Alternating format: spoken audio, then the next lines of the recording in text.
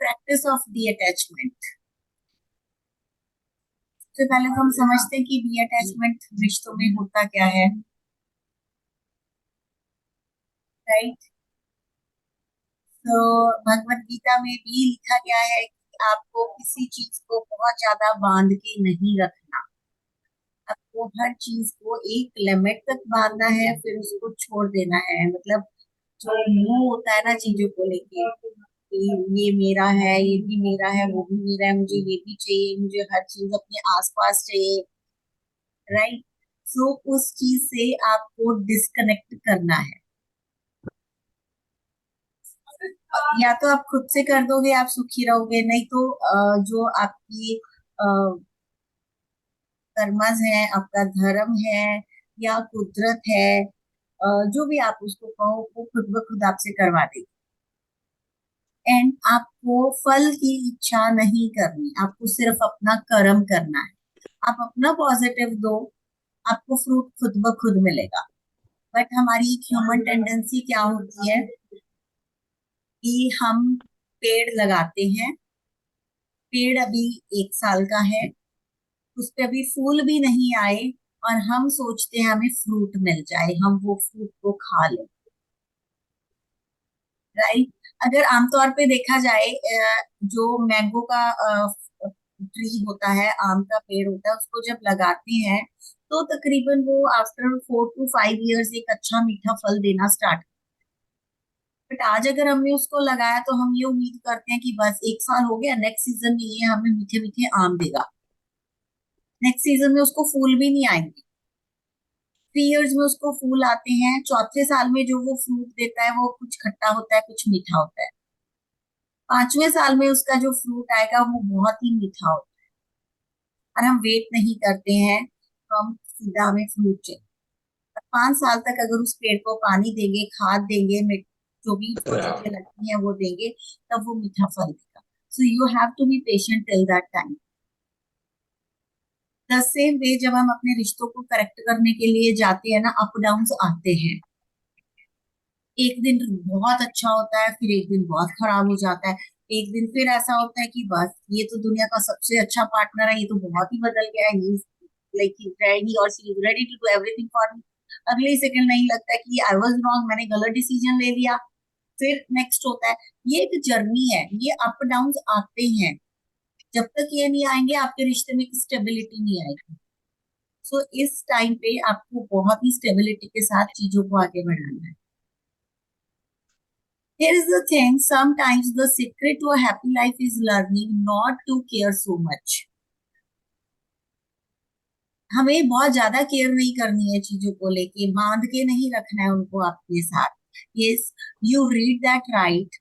It's about consciously choosing what to invest your energy in.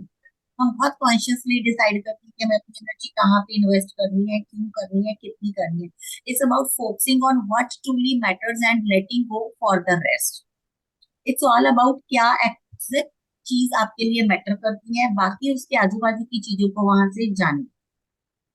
Just understand it with a little example. अगर आपका आपके partner के साथ झगड़ा हो रहा है, किसी भी XYZ रीजन पे हो रहा है, राइट, उस झगड़े से पहले आप दोनों के बीच में कनेक्शन कितना स्ट्रांग था। कुछ अच्छी बातें हुई, कुछ पॉजिटिव बातें हुई, कुछ रोमांटिक बातें हुई। सो उनको आप रख लो। जो उसके आसपास झगड़ा हो रहा है, चीजें गलत जा रही हैं, उनको आप जाने दो। बट हम उल्टा करते हैं, हम वो जो गलत चीजें हो रही हैं उनको पकड़ के रख लेते हैं, जो अच्छी चीजें होती है उनको साइड में करते चले जाते हैं। This is the biggest flaw जो हम लोग करते हैं। There are not just a random steps, but a well thought on path to detach from unnecessary burden and embrace joy। हम बहुत अननेसेसरी बर्डन ले लेते हैं, और फिर हम अपना ही जो जॉय करना है चीजों को लेके, जो उनको बांध के रखना है, उन चीजों को खराब कर लेते हैं। Embrace imperfections। In our pursuit of perfection, we often forget to appreciate the beauty of imperfection। एक imperfection में भी एक ब्यूटी होती है, वो भी हमें बहुत कुछ सिखा के जाती है। अगर आपके अंदर किसी चीज को लेके इम्परफेक्शन है, आप मान लो आप गोल रोटी नहीं बना पा रहे, राइट, मेल और फीमेल दोनों के लिए इम्प्लीमेंट होती है ये चीज। This is a imperfection. But ये इम्परफेक्शन में क्या ब्यूटी है, इसमें बहुत सारी चीजें हैं जो वो आपको सिखा के जा रही है। आपको एक मोटिवेशन मिलता है कि नेक्स्ट टाइम मुझे गोल रोटी बनानी है, गोल बनाई तो नेक्स्ट टाइम मोटिवेशन मिलता है कि मुझे फूली फूली रोटी बनानी है।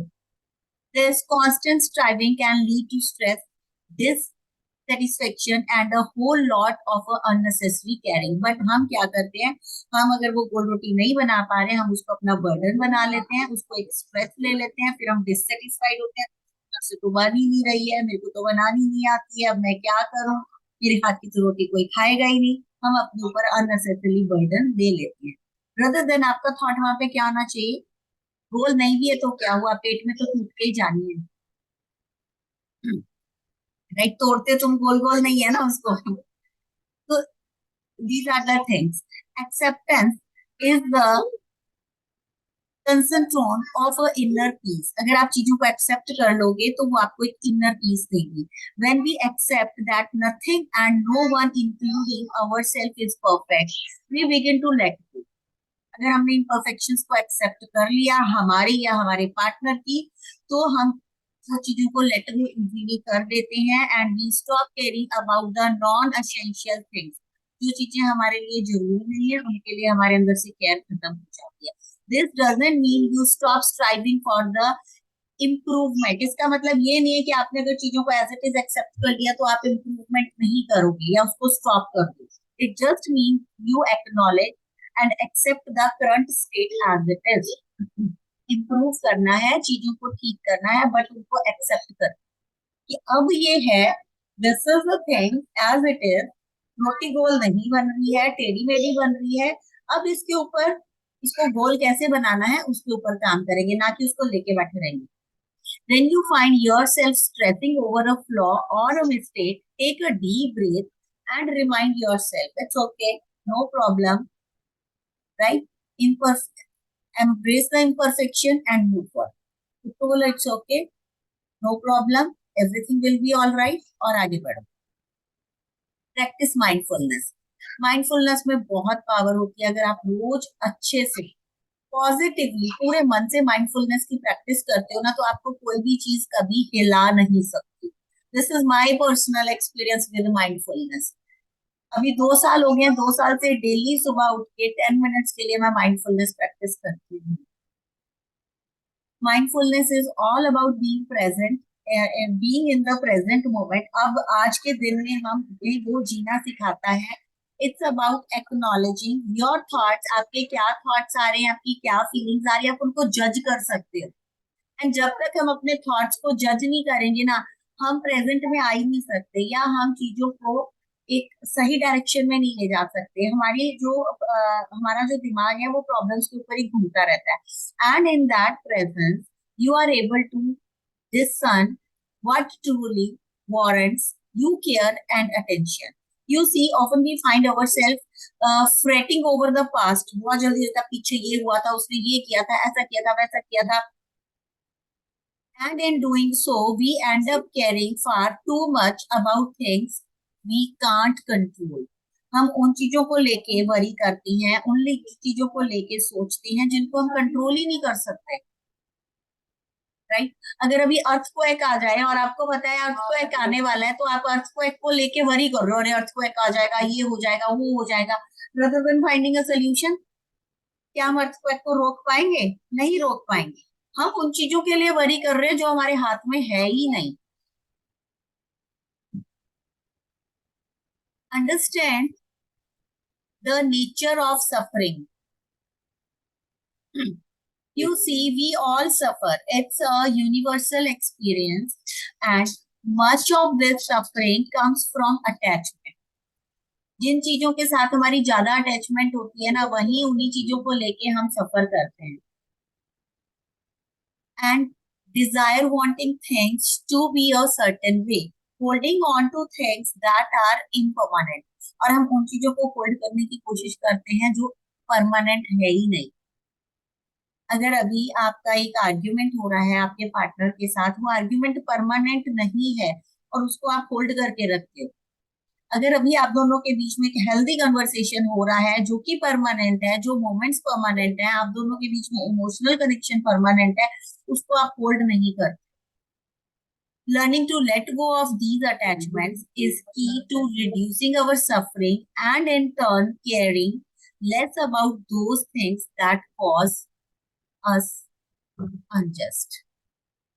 Understand the nature of suffering. क्यों सफर कर रहे हो आप, किस वजह से आप सफर कर रहे हो, कौन सी ऐसी चीजें हैं जो आपको बॉदर कर रही हैं. Understanding that suffering is a part of life enables us to navigate our way through it with grace and resilience. So remember, it is okay to suffer. अगर आप किसी चीज को लेके सफर कर रहे हो, it's okay. It's okay to feel pain. अगर आपको उस चीज को लेके पेन फील हो रहा है, ठीक है. It's what makes us human. हम humans ऐसे ही होते हैं. And in recognizing this, we can start to let go of those things that truly does not serve us. और हमें उन चीजों को लेट गो करना सीखना पड़ेगा जो हमें सर्व नहीं कर रही, हमें कोई खुशी नहीं दे रही या हमें सेटिस्फेक्शन नहीं दे रही. Next is cultivate self compassion. Mindfulness teaches us to observe our thoughts and feelings without judgment. जब आप mindfulness करते हो ना, तो आप अपने thoughts को, अपनी feelings को बहुत अच्छे से understand कर पाते हो. आप right wrong judge नहीं करते हो, feel करते हो कि आपको क्या feel हो रहा है. But often we are our own worst critic. But हम खुद के ही sometimes critic हो जाते हैं. हम खुद को ऐसे जज करते हैं, मैंने ये गलत कर दिया, मैंने यहाँ पे वो गलत कर दिया, मुझे ऐसा नहीं करना चाहिए था, मुझे वैसा नहीं करना चाहिए था, जी ये नहीं बोलना चाहिए था या ये बोलना चाहिए था. Right? This is where self-compassion comes in. It's about being kind of yourself in moment of failure और pain. जब आप फेल हो रहे हो किसी चीज को लेके, आप चीजों को हैंडल नहीं कर पा रहे हो, सिचुएशंस को बैलेंस नहीं कर पा रहे हो, आप पेन फील करते हो और आप खुद को क्रिटिसाइज कर रहे हो, मेरी कहाँ गलती होगी, मेरी बहुत गलती थी. Right. And understanding that everyone makes the mistakes, that it's okay to be imperfect. But हम ये नहीं देखते कि mistakes is a part of life. कोई भी इंसान परफेक्ट नहीं होता और हम अपनी इम्परफेक्शन को एक्सेप्ट नहीं कर पा रहे. Cultivate self compassion. By cultivating self-compassion, we let go of self-criticism and self-doubt. सबसे पहले हम खुद को जो क्रिटिसाइज करते हैं ना अपने आप को लेके, मेरी कहाँ गलती है, मेरी वजह से ऐसा हुआ, मैंने ही ये कर दिया, या हम खुद पे डाउट करते हैं, मुझे ऐसा करना चाहिए था, नहीं करना चाहिए. तो इन चीजों को आपको कल्टिवेट करना सीखना पड़ेगा. We stop caring so much about being perfect and start accepting ourselves as we are. हम कुछ बोलते हैं, बहुत सारे लोग जिनको मैंने अफर्मेशंस भी दी हैं, उनकी अफर्मेशंस में भी ये चीज हम करते हैं कि आप खुद को एक्सेप्ट करो. I accept my self as it is, as I am. When you find yourself dwelling on a mistake or a flaw, remember to be kind to yourself. आपको अपने साथ एक kind behave करना है. अपने आप को क्रिटिसाइज नहीं करना, अपने आप को कोसना नहीं है या रोना नहीं है या कुछ ऐसा रिएक्शन नहीं देना है जो आपको वीक फील कराए या जो ये दिखाए कि आपके अंदर ही वो चीज कैपेबिलिटी नहीं थी हैंडल करती थी. You are doing the best you can. आप जो कर रहे हो, जितने एफर्ट्स आप डाल रहे हो ना, वो आप अपना बेस्ट दे रहे हो. And that is enough. That is the essence of self-compassion.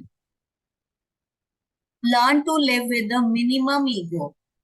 हर इंसान में एक ईगो होता है, राइट? किसी में बहुत ज्यादा होता है, किसी में कम होता है. कुछ लोग ऐसी सिचुएशंस आ जाती है कि अपनी ईगो को मार देते हैं. बट मिनिमम ईगो के साथ रहना हमें सीखना पड़ेगा. We often care too much because our ego is involved. हम चीजों को बहुत केयर क्यों करते हैं?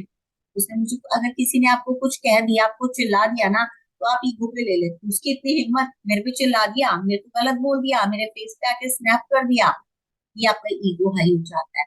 We want to be right, क्योंकि हमें राइट होना है, to be admired, to be seen in a certain way. हम चाहते हैं कि सामने वाला हमें हमारे तरीके से देखे, वो हमें वैसा ही देखे, वैसा ही समझे जैसा हम चाहते हैं. But that is not possible. And this can cause us a great deal of stress and unhappiness. और हम अनसेटिस्फाइड हो जाते हैं जब सामने वाला हाँ आपको आपके नजरिए से देख रहा है और आप चाहते हो कि वो आपको आपके तरीके से देखे, तो डिससेटिस्फेक्शन तो होना ही है। The idea is simple yet profound. By reducing our ego, we free ourselves from the constraints of a self-centered thinking.